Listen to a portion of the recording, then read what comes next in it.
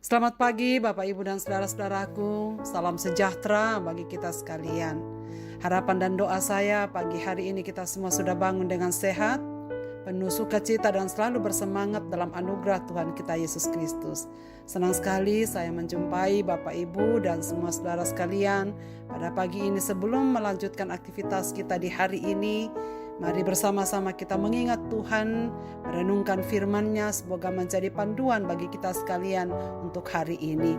Amsal pasal 16 ayat 9. Hati manusia memikir-mikirkan jalannya, tetapi Tuhanlah yang menentukan arah langkahnya. Sekali lagi saudaraku, Amsal 16 ayat 9. Hati manusia memikir-mikirkan jalannya, tetapi Tuhanlah yang menentukan arah langkahnya. Tuhanlah yang menentukan arah langkahnya.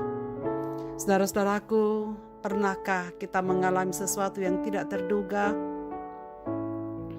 Ataukah pernahkah kita membuat sesuatu rencana yang begitu matang, tapi ternyata tak dapat terlaksana? Akhirnya ada kejutan yang besar untuk kita. Apakah berbahagia? Ataukah ada sesuatu tragedi yang mempengaruhi hidup kita? Mengapakah demikian? Karena kita semua pernah mengalami saat-saat dalam hidup kita yang sesungguhnya di luar kendali dan antisipasi kita.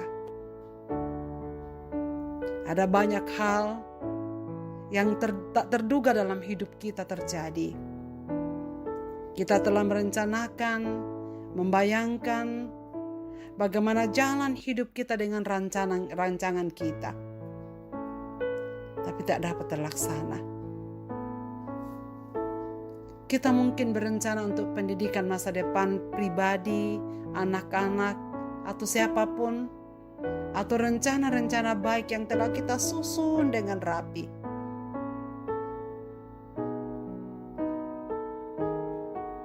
Tapi akhirnya tak bisa terlaksana. Mengapa saudara sekalian? Karena kita tidak akan pernah bisa merencanakan hal-hal yang tidak terduga dan akhirnya akan jadi sebab kita tidak tahu masa depan kita. Kita tidak tahu apa yang akan terjadi dalam beberapa menit ke depan. Sungguh di luar dari kendali kita.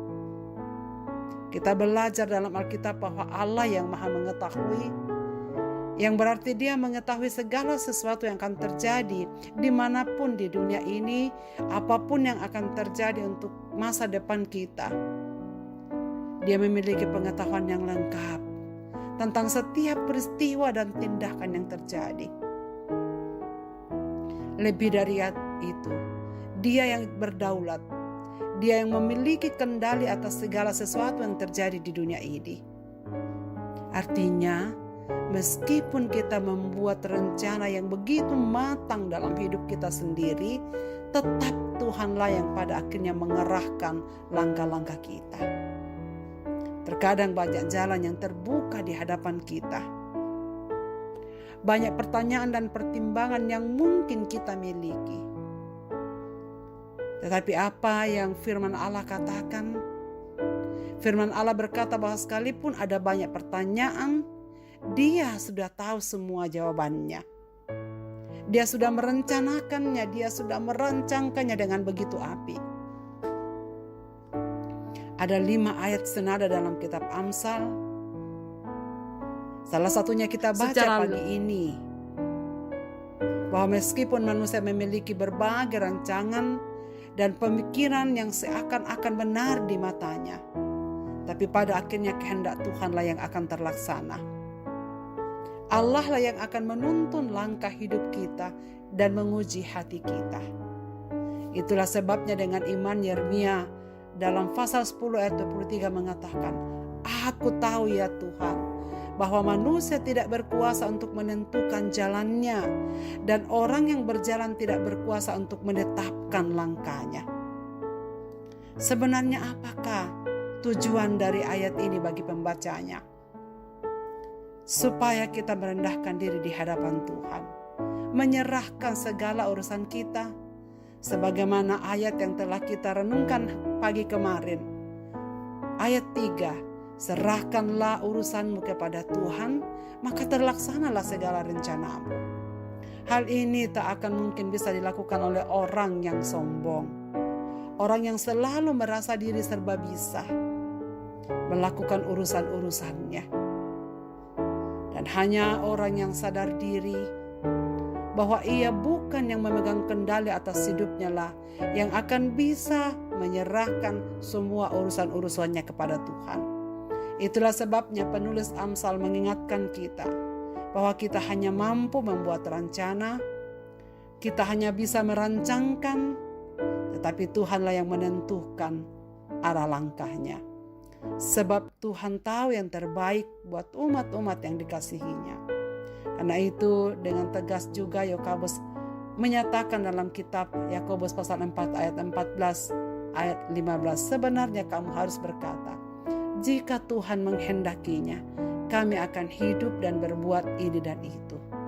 Jadi Tuhan menginginkan agar kita selalu melibatkannya, agar setiap langkah kita di dalam hidup ini untuk masa depan sungguh di dalam tuntunannya yang sempurna.